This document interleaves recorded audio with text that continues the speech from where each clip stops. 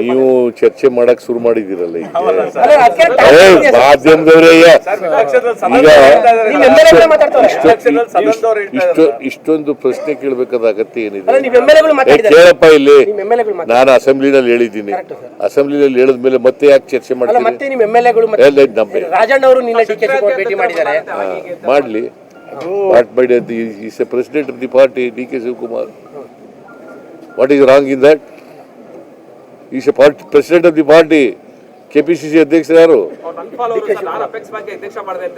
ಯಾರು? ಅಧಿಕಾರದಲ್ಲಿದ್ದಾಗ ನಾನು ಮಾಡಿದೆ, ಅವ್ರು ಮಾಡಿದೆ ಅನ್ನೋದು ಮುಖ್ಯ ಅಲ್ಲ. SM ಕೃಷ್ಣ ಅವರು ಮುಖ್ಯಮಂತ್ರಿ ಇದ್ದರು.